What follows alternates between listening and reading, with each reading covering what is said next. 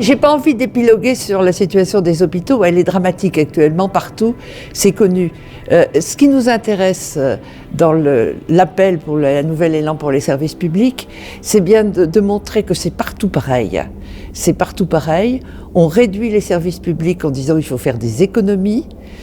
Après, le service public est de moins bonne qualité, parce que forcément on a supprimé des moyens, et donc on pousse vers le privé.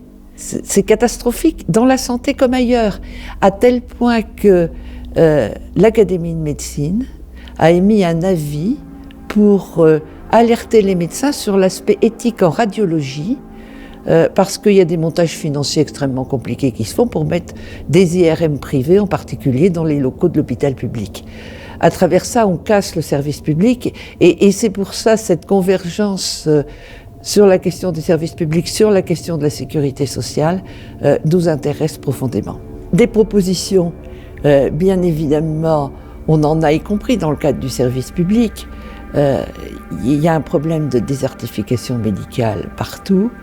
Il y aurait création d'un service public de soins de proximité, de soins de premier recours, autour des centres de santé, en proximité, impulsé par l'État.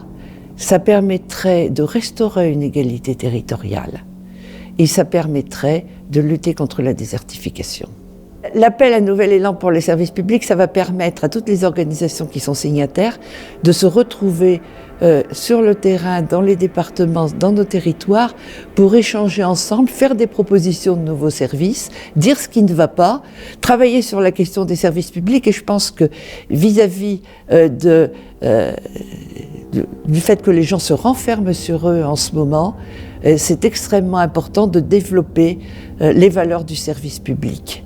Et ça va nous permettre de converger vers l'UR en ayant renforcé nos forces, en se connaissant sur le terrain, pour la manifestation de l'UR le samedi 13 après-midi, pour l'ensemble des débats, des animations qui vont avoir lieu à l'UR le vendredi, le samedi et le dimanche 12, 13 et 14 mai, et y compris d'envisager des mobilisations ultérieures.